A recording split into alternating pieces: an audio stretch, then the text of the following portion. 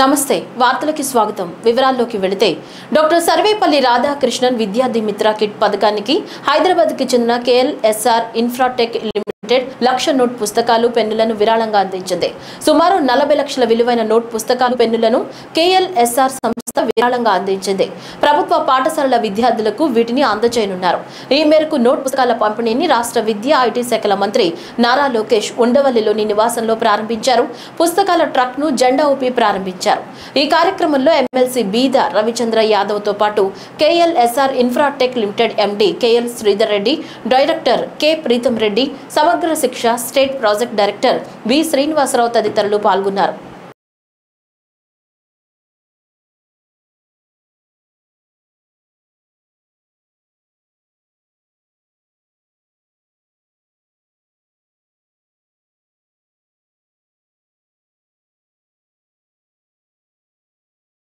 దక్షిణ కొరియా పర్యటనలో ఉన్న మంత్రులు నారాయణ, బీసీ జనార్దన్ రెడ్డి రాజధాని సియోల్లో షూ ఆల్స్ కంపెనీ చైర్మన్ చెవోంగ్ లీతో సమావేశమయ్యారు. స్మార్ట్ షూ ఉత్పత్తిలో ప్రపంచంలో అగ్రగామి సంస్థగా ఉన్న కంపెనీని నవంబర్ 14-15 తేదీల్లో విశాఖ వేదికగా నిర్వహించనున్న CII భాగస్వామ్య సదస్సుకు మంత్రులు ఆహ్వానించారు.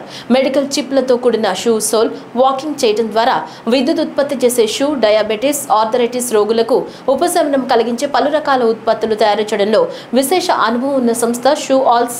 ఏపీలో పరిశ్రమ ఏర్పాటు అంశంపై మంత్రులు చర్చించారు.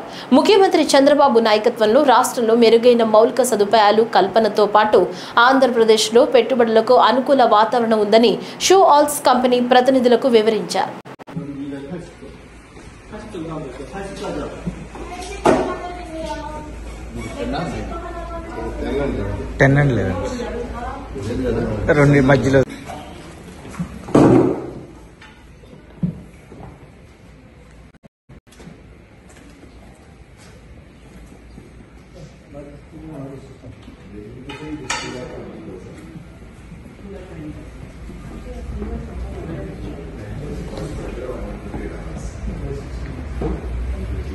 That is comfortable. Yeah. So what is this kind of is that? It is better. So everyone was with సహిత విద్య అమలులో ఆంధ్రప్రదేశ్ ముందు ఉండాలని రాష్ట్ర సలహా కమిటీ దిశానిర్దేశం చేసింది. సమగ్ర శిక్ష SPD బి శ్రీనివాసరావు అధ్యక్షతన ఇన్క్లూజివ్ ఎడ్యుకేషన్ బలోపేతానికి ఏర్పాటైన రాష్ట్ర సలహా బృందం అమరావతిలోని రాష్ట్ర సచివాలయంలో సమావేశమైంది. ఏపీలో ఇన్క్లూజివ్ ఎడ్యుకేషన్ స్థితిగతులను సమావేశంలో సమీక్షించింది. ఈ సందర్భంగా మాట్లాడుతూ పాఠశాల స్థాయిలో 747 మంది సహిత విద్య రిసోర్స్ పర్సన్స్ పనిచేస్తున్నారని, ప్రత్యేక అవసరాలు గల పిల్లలకు బోధించడంతో పాటు ప్రతి శనివారం దాదాపు 3000 మంది విద్యార్థులకు ఇంటి వద్దే విద్య అందిస్తున్నామన్నారు. గృహాధారిత విద్యార్థులకు డ్రై రేషన్ వంటివి అందిస్తున్నామని తెలిపారు. మంత్రి నారా లోకేష్ చొరవతో రవాణా భత్యం 3000 నుంచి 6000కి పెరిగిందన్నారు. బాలికా విద్యను ప్రోత్సహించడానికి అదనంగా 2000 రూపాయలు అలవెన్స్ ఇస్తున్నామన్నారు. ఇంటి వద్ద చదివే విద్యార్థులకు 3000 రూపాయలు సహాయం అందజేస్తున్నామని తెలిపారు.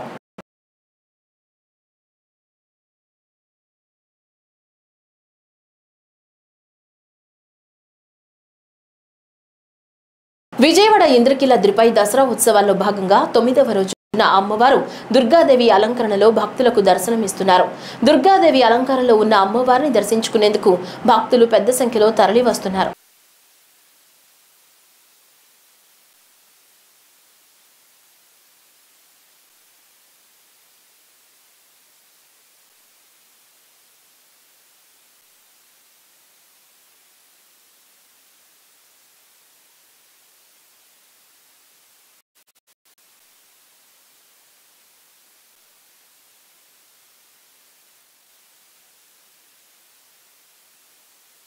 తిరుమల శ్రీవారి సాలకట్ల బ్రహ్మోత్సవాల్లో 7వ రోజు మంగళవారం ఉదయం 8 గంటలకు స్వామివారు బద్రీ నారాయణుడి అలంకారంలో సూర్యప్రభ వాహనంపై భక్తులకు దర్శనమిచ్చారు.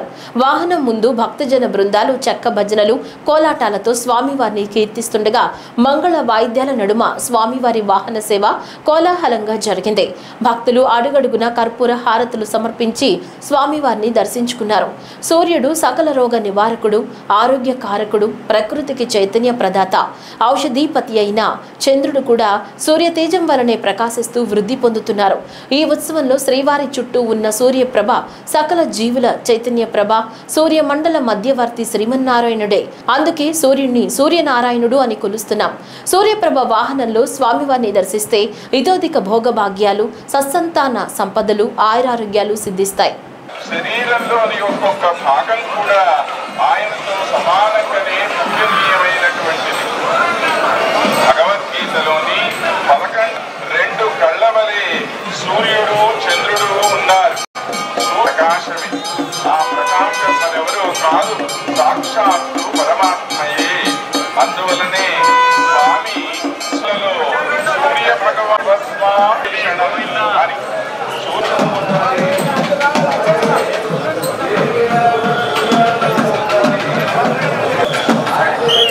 నడవాలి సార్, ముందుకు నడవాలి గోవింద, నడవాలి నడవాలి గోవింద.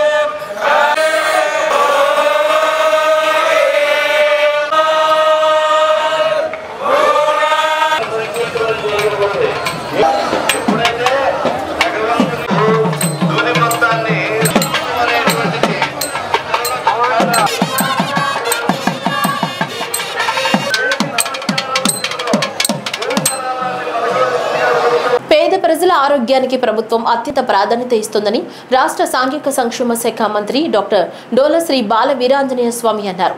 కొండెపి నియోజకవర్గ పరిధిలోని తూర్పు నాయుడు పాలెంలోని ఆయన స్వగృహంలో మంగళవారం లబ్ధిదారులకు ముఖ్యమంత్రి సహాయ నిధి చెక్కులను పంపిణీ చేశారు. ఈ సందర్భంగా మాట్లాడుతూ రాష్ట్ర ప్రభుత్వం ఆర్థిక ఇబ్బందుల్లో ఉన్నప్పటికీ ముఖ్యమంత్రి సహాయ నిధి ద్వారా పేదల ఆరోగ్యానికి భరోసా ఇస్తోందన్నారు. కొండపి నియోజకవర్గ పరిధిలో ఇప్పటి వరకు 7 కోట్ల రూపాయల మేర ముఖ్యమంత్రి సహాయ నిధి కింద లబ్ధిదారులకు అందించడం జరిగిందన్నారు. ఈ రోజు 46 మందికి CMRF చెక్కులను అందించడం జరిగిందన్నారు.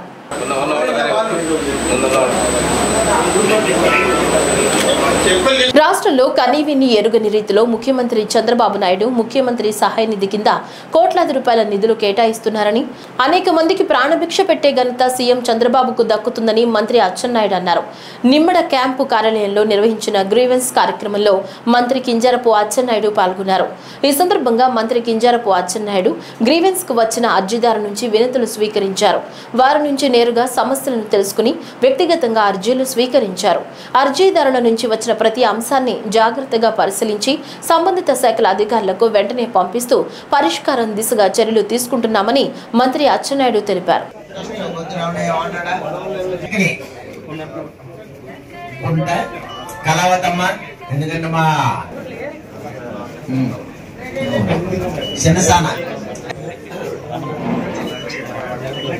అలాగా ఇప్పుడు పెద్దలు అలాగే పెద్దలందరూ కూడా చేతుల మధ్య అందుకో. తిరుపతి జిల్లాలోని పార్లమెంట్ అసెంబ్లీ నియోజకవర్గాలకు సంబంధించి 2019 జనరల్ ఎలక్షన్లలో ఉపయోగించిన ఈవీఎంలు ప్రస్తుతం రెవెన్యూ డివిజన్లో ఉన్న ప్రత్యేక గోడౌన్లో భద్రంగా నిల్వ చేయబడ్డాయని తిరుపతి జిల్లా కలెక్టర్ ఎస్ వెంకటేశ్వర్ తెలిపారు. తిరుపతి జిల్లా రేణికుంట మండలంలోని ఈవీఎం గోడౌన్ను కలెక్టర్ తనిఖీ చేశారు. ఈ సందర్భంగా మాట్లాడుతూ భారత ఎన్నికల కమిషన్ ఆదేశాల మేరకు ఈవీఎం గోడౌన్ను ప్రతి 3 నెలలకు ఒకసారి జిల్లా ఎన్నికల అధికారిగా ప్రత్యక్షంగా తనిఖీ చేయడం జరుగుతుందని తెలిపారు.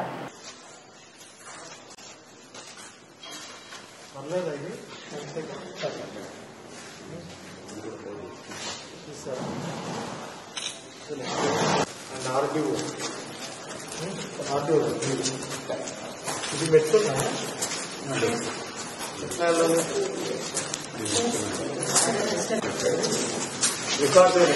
పల్నాడు జిల్లా చిలకలూరిపేట దసరా నవరాత్రి సందర్భంగా స్థానిక శ్రీ పద్మావతి గోదా సమేత కళ్యాణ వెంకటేశ్వర స్వామి దేవస్థానం నందు అమ్మవారికి ఉదయాన్నే పంచామృతాలతో అభిషేకం నిర్వహించారు. ఆలయం ప్రాంగణంలో శ్రీ వెంకటేశ్వర స్వామి నిలువెత్తు రూపాన్ని ప్రతిష్ఠించి స్వామివారికి పూజా కార్యక్రమం నిర్వహించారు. అనంతరం అమ్మవారిని అందంగా అలంకరించి పీఠంపై ప్రతిష్ఠించగా వందలాది మంది మహిళా భక్తురాలు సామూహిక కుంకుమ పూజ నిర్వహించి ఆ అమ్మలగన్న అమ్మయ్యను సేవించారు. అమ్మవారికి ధూప దీప నైవేద్యాలతో పంచహారతులతో అర్చించగా భక్తులు అమ్మవారిని దర్శించుకుని తీర్థ ప్రసాదాలు స్వీకరించారు.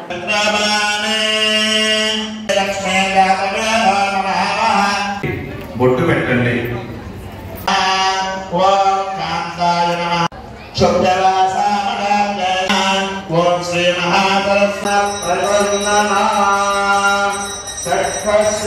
జీఎస్టీ 2.0 సంస్కరణల ప్రయోజనాలను తెలియజేస్తూ తిరుపతిలో జీఎస్టీ సిబ్బంది ఈ రోజు అవగాహన ర్యాలీ నిర్వహించారు.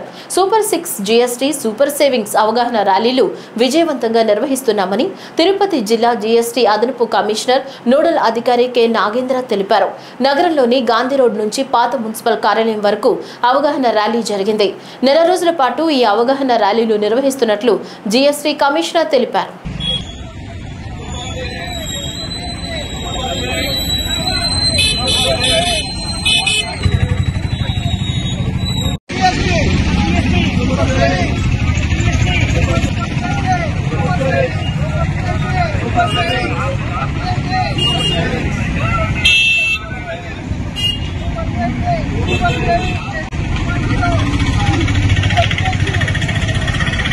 పశ్చిమ గోదావరి జిల్లా భీమవరంలో గ్రామ దేవతగా వెలుగొందుతున్న శ్రీ మావుళ్ళమ్మ ఆలయంలో దసరా శరన్నవరాత్రి ఉత్సవాలు ఘనంగా జరుగుతున్నాయి. అమ్మవారు దుర్గాదేవి అలంకారంలో భక్తులకు దర్శనమిచ్చారు. ఆలయ ప్రధానార్చకులు బ్రహ్మశ్రీ మద్దిరాల మల్లికార్జున్ శర్మ ఆధ్వర్యంలో 800 మంది బాలికలతో అమ్మవారికి పూజలు చేయించిన అనంతరం ముత్తైదువులతో కుంకుమ పూజలు నిర్వహించారు.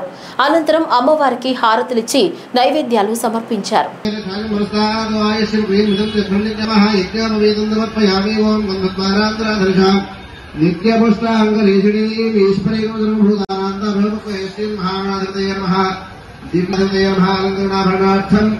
पुष्पाक्षतानि समर्पयामि पुष्पैः पूजयामि गणाधिपाय नमः ओं धूमकेतवे नमः ओं गणाध्यक्षाय नमः ओं भालचन्द्राय नमः ओं गजाननाय नमः ओं मकरदन्दाय नमः ओं सूर्याय नमः ओं सुमहासुरपतिये नमः ओं धूम नमः ओं रक्तबीजरूपाय नमः ओं चामुण्डाय नमः ओं श्वेतनाशनाय नमः ओं रक्तमाजवाय नमः ओं दुर्जयाय नमः ओं सुरभूतदाय नमः ओं ज्ञानोत्तराय नमः ओं श्री ऐं ह्रीं श्रीं श्री महालक्ष्मी महागणपतीत्यर्थम् अष्टोत्तर कुंकुम पूजां समर्पयामि.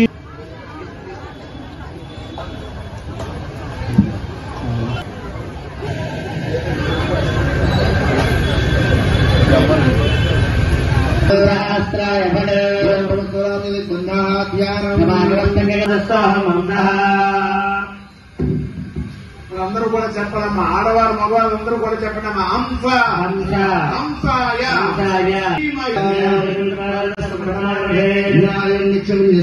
దుర్గలను అంటే కష్టాలను భయంకరమైన ఇబ్బందులను తొలగించే దేవత దుర్గాదేవి అని బాలాత్రిపుర కాలభైరవ పీఠాధిపతి గణేష్ గురూజీ అన్నారు.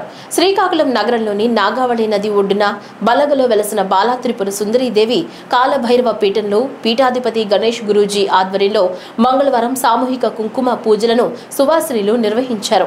నవరాత్రి ఉత్సవాల్లో భాగంగా అమ్మవారు దుర్గాదేవి అవతారంలో దర్శనమిచ్చారు. ముందుగా అమ్మవారిని ప్రత్యేకంగా అలంకరించి పూజలు నిర్వహించారు.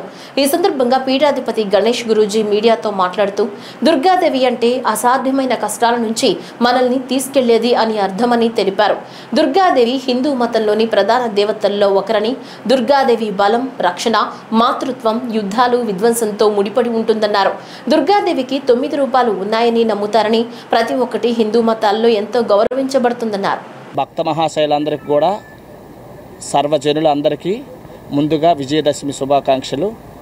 విజయదశమి దేవీ శరన్నవరాత్రుల్లో ఈరోజు ఆశ్వీజ అష్టమి నాడు అమ్మవారిని దుర్గాదేవిగా అలంకరణ చేస్తూ, దుర్గాదేవి అలంకరణలో అమ్మకి ప్రీతి కుంకుమ పూజ కాబట్టి శ్రీ శ్రీ శ్రీ బాలాత్రిపుర సుందర కాలభైరవ పీఠంలో విశేషంగా సామూహికంగా కుంకుమ పూజలు చేస్తున్న ప్రతిరోజు జరుగుతాయి. కాకపోతే ఈరోజు ప్రత్యేకంగా అమ్మవారు అష్టమి మంగళవారంతో కూడి వచ్చింది కాబట్టి మంగళవారము శుభములు కలిగించే విధంగా ఒక ప్రత్యేకమైన దినం కాబట్టి అందులో అష్టమితో అమ్మవారు దుర్గగా అవతారం చెందుతుంది కాబట్టి ఈరోజు చేసిన పూజ కుంకుమ పూజ విశేషమైన ఫలితాన్ని ఇచ్చి స్త్రీమూర్తులందరూ కూడా సౌభాగ్యవంతులుగా శక్తివంతులుగా సామర్థ్యవంతులుగా పరివిడెళ్ళడానికి విశేషంగా ఉపయోగపడుతుంది. కాబట్టి మన పీఠంలో విశేషంగా కుంకుమ పూజలు చేస్తున్న అందరూ కూడా దీర్ఘ సుమంగళి తత్వంతో ఆనందంగా ఐశ్వర్యవంతులుగా ఉండాలని మనస్ఫూర్తిగా అమ్మ ఆశీస్సులు కలగాలని కోరుకుంటూ సర్వేజన సుఖినో భవంతు.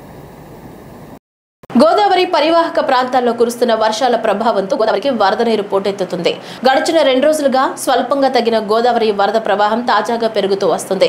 ఎగువ నుంచి వస్తున్న వరద జలాలతో ధవళేశ్వరం బ్యారేజీ వద్ద 12.20 అడుగుల మేర వరద నీరు ప్రవహిస్తుంది.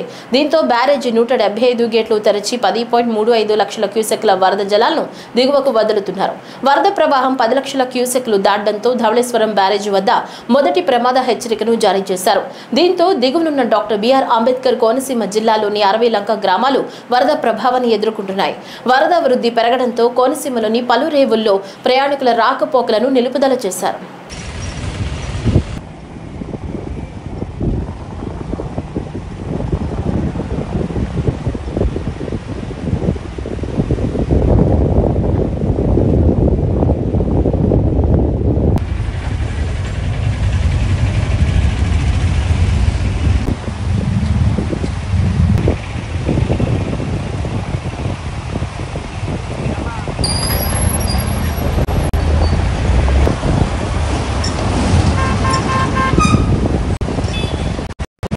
రాష్ట్రంలో ముఖ్యమైన యూరియా సమస్యను పక్కదోవ పట్టించడానికి చేసిన డైవర్షన్ పాలిటిక్స్ అసెంబ్లీలో కామినేని బాలకృష్ణ కామెంట్స్ చేశారని మాజీ ఎమ్మెల్యే సుధాకర్ బాబు ఆరోపించారు.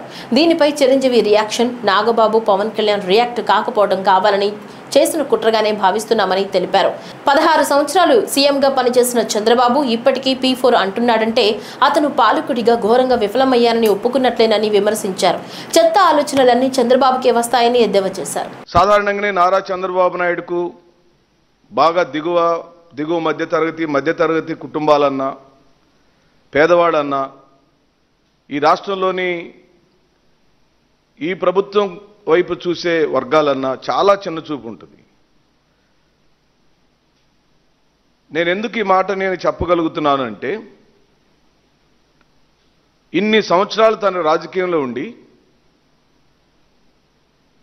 నిరాటంకంగా 16-17 సంవత్సరాలు ఈ 18 నెలలు కూడా కలిపితే 16 సంవత్సరాల 5 నెలల పాటు ముఖ్యమంత్రిగా ఈ రాష్ట్రాన్ని, ఉమ్మడి రాష్ట్రాన్ని, ప్రత్యేక రాష్ట్రాన్ని పరిపాలించిన వ్యక్తి ఇప్పటికీ కూడా P4 అంటున్నాడు. ఇప్పటికీ కూడా పేదరికం ఉంది అని ఒప్పుకుంటున్నాడు. అంటే గడిచిన 50 సంవత్సరాల్లో అత్యధిక భాగాన్ని ఈ రాష్ట్రాన్ని పరిపాలించిన నారా చంద్రబాబు నాయుడు ఓ పాలకుడుగా ఘోరమైన విఫలం చెందాడని ఆయన ఒప్పుకున్నాడు. ఎలా విఫలం చెందాడు? అన్ని రంగాల్లో విఫలం చెందాడు. అదేమంటే సహసిద్ధమైన వనరులతో భౌగోళికమైనటువంటి అడ్వాంటేజెస్తో ఉన్న హైదరాబాద్ని నేనే అభివృద్ధి చేశానంటాడు. ఆనాటి గౌరవ ముఖ్యమంత్రి వైఎస్ రాజశేఖర రెడ్డి గారు నిర్మించిన రింగ్ రోడ్డు నేనే కట్టానంటాడు. రాజశేఖర రెడ్డి గారు నిర్మించిన ఇంటర్నేషనల్ ఎయిర్పోర్టు నేనే నిర్మించానంటాడు. ఇప్పుడు ఆ టీఆర్ఎస్ ప్రభుత్వం అభివృద్ధి చేయబడిన ప్రాంతం అంతా కూడా హైటెక్ ప్రాంతంగా మారిపోయి అద్భుతమైన రూపం వస్తే దానికి మొత్తానికి కారణం నేనేనంటాడు. ఇంత తెలివితేటలు కలిగిన నువ్వు సహసిద్ధంగా అభివృద్ధి చెందిన హైదరాబాద్ని ఓన్ చేసుకుని నాదే నాదే నాదే అని చెప్పే నువ్వు ఉదాహరణకు ప్రకాశం జిల్లాలో మార్కాపురం ప్రాంతంలో వైద్య కళాశాల పెట్టాలనే స్పృహ నీకెందుకు రాలేదు? ఏపీ రాజధాని అమరావతిలోని సచివాలయంలో గృహ నిర్మాణ శాఖలపై సీఎం చంద్రబాబు సమీక్ష నిర్వహించారు. అనంతరం నిర్వహించిన మీడియా సమావేశంలో మంత్రులు కొలుసు పార్థసారథి మాట్లాడుతున్నారు. ఆ వివరాలు ఇప్పుడు చూద్దాం. జగన్మోహన్ రెడ్డి గారి హయాంలో ప్రభుత్వంలోని అన్ని ముఖ్యమైన పదవులు, చైర్మన్లు కానివ్వండి, లేకపోతే ముఖ్యమైన సలహాదారుల పదవులు కానివ్వండి, ఆఖరికి పార్టీ పదవుల్లో కూడా రీజనల్ కోఆర్డినేటర్స్ ఏదైతే పార్టీని నిర్వహించే వ్యక్తులు ఉంటారో వారు కూడా కేవలం అగ్రవర్ణాలతో, వారికి సంబంధించిన సామాజిక వర్గంతో పార్టీని, ప్రభుత్వాన్ని నడిపిన జగన్మోహన్ రెడ్డి గారికి ఎస్సీ ఎస్టీ బీసీల పట్ల ఏ మేరకు ప్రేమ ఉందో అర్థమైందని చెప్పేసి నేను ఈ సందర్భంగా తెలియజేస్తా ఉన్నాను. ఇంకా ఆ విషయాలన్నీ కూడా ప్రజలు ఇంకా మర్చిపోలేదు. ఈరోజు వైసీపీ రౌడీల చేతుల్లో, వైసీపీ అరాచక శక్తుల చేతుల్లో అన్యాయంగా బలైపోయిన ఒక బీసీ నాయకుడు చంద్రయ్య గారి కుమారుడికి ఒక ఉద్యోగం ఇస్తూ ఉంటే ఎందుకు అడ్డుకుంటున్నారో ఈరోజు బీసీలు అని చెప్పుకునే వైసీపీలో నాయకులందరూ కూడా సమాధానం చెప్పాలని చెప్పేసి నేను ఈ సందర్భంగా నేను డిమాండ్ చేస్తా ఉన్నాను వాళ్ళందరినీ కూడా. బీసీలకి న్యాయం జరిగే పరిస్థితి వైసీపీలో ఎట్లాగూ లేదు. గతంలో కార్పొరేషన్లు ఏర్పాటు చేసి కేవలం నామమాత్రంగా వాళ్ళని ఆ కుర్చీలకు పరిమితం చేసి కొంతమందికి కుర్చీలు కూడా లేకోకుండా అవమానం చేసిన బీసీ కార్పొరేషన్ చైర్మన్ని అవమానం చేసిన వైసీపీ తీరేంటో ఈ ప్రజలు ఇంకా మర్చిపోలేదని చెప్పేసి మనం చేస్తాను. మరి ఈ ప్రభుత్వం, తెలుగుదేశం కూటమి ప్రభుత్వం, చంద్రబాబు నాయుడు గారి నాయకత్వంలోని కూటమి ప్రభుత్వం అధికారంలోకి వచ్చిన తర్వాత బీసీలకు సామాజిక గౌరవం పెంచే విధంగా ఎటువంటి నిర్ణయాలు తీసుకుందో, ఆర్థిక పరిస్థితులు పెంచడానికి ఎటువంటి నిర్ణయాలు తీసుకుందో ప్రజలందరూ కూడా ఆలోచన చేయాలని చెప్పేసి ఈ సందర్భంగా నేను కోరుతా ఉన్నాను. మరి ఏ రోజు దేశ చరిత్రలోనే కాదు, స్వాతంత్రం వచ్చిన తర్వాత ఏ రాష్ట్రంలో కూడా వ్యాపారంలో ఈ వైన్ షాప్స్లో బీసీలకి రిజర్వేషన్ కల్పించిన ప్రభుత్వం లేదని చెప్పేసి మనం చేస్తాను. ఈరోజు గౌడ సోదరులకి, వారికి కులపరంగా వృత్తి అయినటువంటి మద్యం, కళ్ళు గీత కార్మికులు ఎవరైతే ఉన్నారో వారికి వైన్ షాప్స్ని 10% రిజర్వేషన్ చేయడం కానివ్వండి, బార్ల వ్యాపారాన్ని 10% రిజర్వేషన్ చేయడం కానివ్వండి, బలహీన వర్గాలు ఆర్థికంగా పెరగాలనే కాంక్ష తెలుగుదేశం పార్టీ నాయకత్వంలో ఏ విధంగా ఉందో, కూటమి ప్రభుత్వంలో ఆలోచన ఏ విధంగా ఉందో అర్థం చేసుకోవాలని చెప్పేసి కూడా నేను ఈ సందర్భంగా మనవి చేస్తాను. ఆటో డ్రైవర్లకు చంద్రన్న దసరా కానుక అని గుంటూరు తూర్పు ఎమ్మెల్యే మహమ్మద్ నసీర్ అహ్మద్ అన్నారు. ఆ వివరాలు ఇప్పుడు చూద్దాం. ఎన్నికల ముందు ఇచ్చినటువంటి హామీలను ఒక్కొక్కటిగా అమలు చేస్తూ సూపర్ 6 కార్యక్రమాల్ని సూపర్ హిట్ చేసినటువంటి పరిస్థితులు.